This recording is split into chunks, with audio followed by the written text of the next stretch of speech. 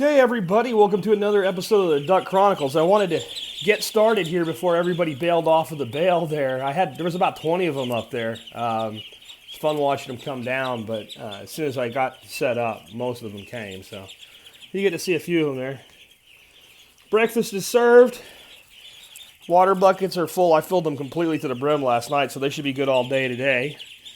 The giant has new shoes to peck at. They look like leaves, I guess, so it's my new buck boots. So we're going to get that leaf, aren't we? As much as they like shoes, I realize that when I'm wearing camo, that's part of it. And greens and leaves are what we're going to talk about today. You guys have seen me feed these guys baby arugula and baby spinach from the grocery store, and I do that and continue to do that. So you're like, why don't you grow greens for them? I'm busy this year, man. I'm lucky to grow greens for myself. I am doing some, and they're going to get some of those today. It's also the case that we use that product and we feed the surplus to them because there's so much in those bags. But I've got something for them today. They don't know it yet or they'd be going crazy. Some of this is out of my aquaponics system. There's some kale and some romaine lettuce in here and a few other things. There's also some chicory from the pasture and some plantain from the pasture. And you're about to see little ducks go positively mental here. They're not familiar with this container like they are the other one. So, oh, look, they figured it out, though. Now they know. All right, so let's have a melee. Jeez. What I do when I have to work in here is I'll throw the stuff way back in the corner so they all run back there and I can work without having to police up a million ducklings.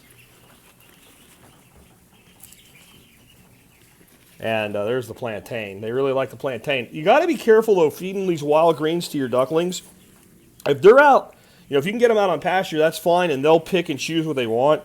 When you feed them one thing exclusively, though, you don't know if it might have a bad reaction if they're eating it in high amounts exclusively without other things. So I try to do very small amounts of a bunch of different things. Like there's a little bit of comfrey mixed in here, but I wouldn't feed them a bowl of comfrey. Their little bodies may not handle that very well, where a little bit here and there actually is a really good tonic for them. So be careful when you're bringing in greens for your babies. Again, when they're out and about, they can eat whatever they want. When they have lots to choose from, they'll control how much they eat. But in captive situations, anything green is a premium to them. So you got to use a little bit of care and common sense with how much of anything, especially the first time you give them something, and watch for any signs of any kind of adverse reactions. For instance, in my quail aviary, we had some horse nettle grow up on the ground in there. And quail normally would not eat horse nettle, but since they had pretty much devastated everything else, they were eating it and we didn't know it. And they were basically going on psychotropic drug hallucinations because it's a nerve toxin. And it's messing up their neural systems. They were acting very strange. They were very frightened of us when usually they don't really care that we're there unless we're like right on top of them. They were hanging themselves basically in the aviary, wedging themselves between, and we lost like 4 before we figured out what it was and eradicated it all, and then the problem went away.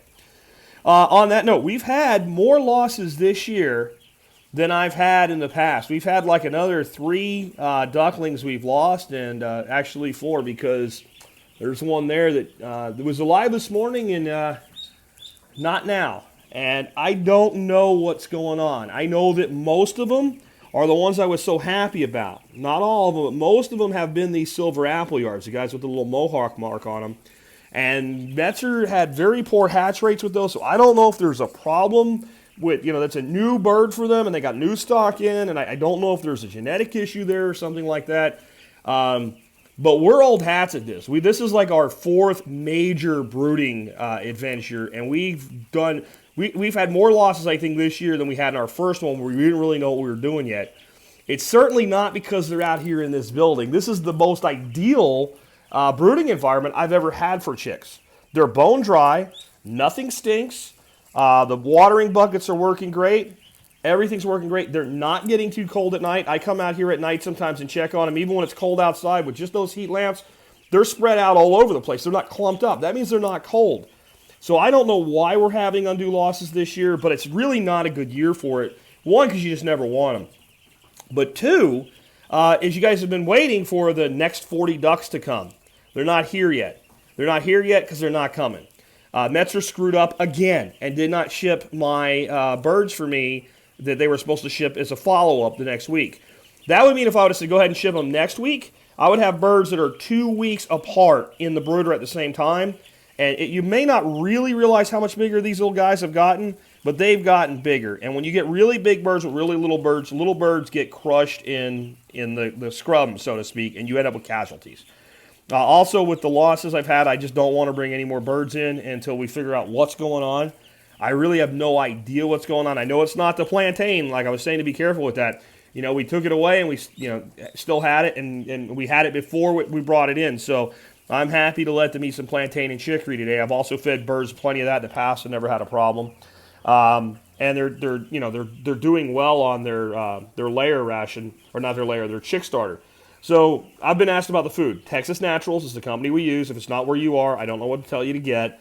It's a chick starter. It's about 22% protein, something like that. It's what these little guys need to get off the ground. But when we have birds that brood in our natural systems and they hatch their own eggs and they brood their own babies, they eat the same food the flocks get, and they have extremely high survival rates. Mother ducks have a much higher survival rate than brooders do. And I would prefer, if I can, to get most of my stock from, broody girls. But I just haven't had a lot of that going on yet this year. If we do, we'll supplement. The problem there, though, is, half or more are going to be drakes. And I don't need drakes right now. No, I need you guys, because you guys lay eggs. My little runners are starting to look really good. But I think we'll call it there. I got to, do the unhappy business of getting rid of that poor little duck over there and get on my podcast for that. I got an interview coming up in about 10 minutes. That's it for another episode of the Duck Chronicles. The Ducks and I thank you for viewing, and check out, especially if you're on mobile devices, you might not see this, but if you're on the internet through your computer, you should see little things popping up right about now. You can subscribe, you can visit my website, you can find other playlists to check out.